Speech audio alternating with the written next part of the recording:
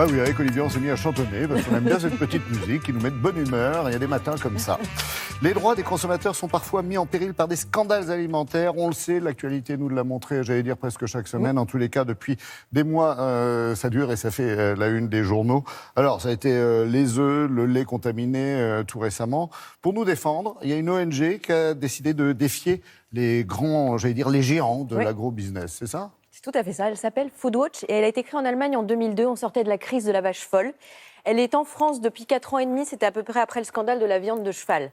Cette ONG dénonce les scandales alimentaires, des scandales qui démontrent que notre système a des failles et qui ne nous protège pas contre des fraudes et des dangers sanitaires. Ces derniers mois, il y a eu les œufs contaminés au fipronil et la fameuse affaire Lactalis. Dans cette affaire, Foodwatch a porté plainte aux côtés de parents qui ont été touchés. Pourquoi tous les maillons de la chaîne ont-ils failli ? Pourquoi la réglementation n'a pas été respectée ? Il va falloir répondre à ces questions. Et l'ONG a d'ailleurs été reçue à l'Élysée la semaine dernière à ce sujet. L'association, elle est évidemment 100% indépendante et elle fait des enquêtes vraiment très poussées. Et puis, elle va aussi à la rencontre des consommateurs sur le terrain.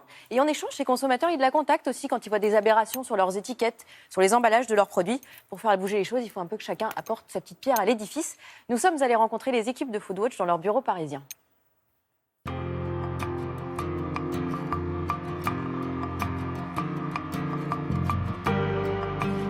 Foodwatch, c'est une association 100% indépendante qui est européenne. On milite tout simplement pour plus de transparence et un accès à une alimentation saine pour tous.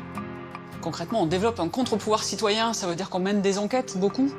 Aujourd'hui, dans l'industrie agroalimentaire, il y a d'abord un vrai manque de transparence. Donc, on a une campagne qui s'appelle « Arnaque sur l'étiquette » parce qu'en fait, dans les rayons des supermarchés, il y a énormément d'emballages qui induisent en erreur. Donc, il y a le marketing, finalement, qui prévaut sur la qualité des aliments. On ne nous dit pas la vérité. On interpelle principalement en ligne les marques qu'on dénonce. Il y a certaines marques qui ne voient pas le problème, qui se cachent derrière la réglementation.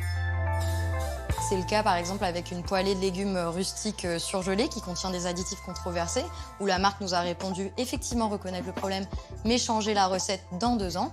Et puis il y a certaines marques qui réagissent et qui modifient les étiquetages et les recettes de leurs produits. Ça a été le cas avec un yaourt aux fruits qui ne comportait pas de fruits mais qui maintenant en contient. Quand on regarde aujourd'hui les maladies chroniques, l'Organisation mondiale de la santé parle d'une épidémie, on se rend bien compte que d'un côté, on a une nourriture trop sucrée, trop salée, trop grasse. De l'autre côté, on a des contaminants chimiques comme les hydrocarbures, mais aussi comme des résidus de pesticides, comme des perturbateurs endocriniens. Oui, il y a en tout cas une exposition de la population à des risques importants liés à l'alimentation. La bonne nouvelle, c'est qu'on peut changer ça très vite. Il suffit en fait que l'industrie agroalimentaire change ses pratiques et surtout que les responsables politiques mettent en place des règles de façon à nous protéger. Le TAFTA, le CETA, on parle aussi aujourd'hui du Mercosur. Tous ces accords de commerce, en fait, sont le contraire d'une Europe qui protège. Pourquoi ? Parce qu'en fait, sous le chapeau commerce, ils vont avoir une influence sur tout ce qui touche à notre vie quotidienne, sur notre alimentation, sur notre santé. Demain, si on signe ces accords, on ne pourra plus choisir si on veut interdire en Europe un nouvel OGM, si on veut interdire des pesticides que l'on souhaite enlever de notre assiette. On ne sera plus libre. Donc des accords de commerce, pourquoi pas, mais pas des accords dangereux pour la protection des gens et de l'environnement. Oui, les choses bougent, elles ne bougent pas assez vite et on a besoin de continuer à jouer notre rôle d'aiguillon. Le rôle de lanceur d'alerte et d'aiguillon, c'est aussi une façon de dire on ne va pas lâcher, on est des dizaines de milliers de gens, on ne va pas lâcher, on veut du changement. Donc oui, ça va marcher. Ah, donc je dis, j'ai trouvé, je l'offre à tout le monde la newsletter. Bah oui, sur le site de Foodwatch, vous y allez, vous vous inscrivez et vous serez informés. Et puis si vous repérez des étiquettes menteuses, contactez-les. Eux, ils sauront quoi faire. Il faut compter avec eux aujourd'hui. Les politiques les consultent. Ils ont été conviés aux États généraux de l'alimentation. C'est un contre-pouvoir qui pèse et qui a su se faire une place. C'était un appel à la mobilisation générale. Merci Olivier.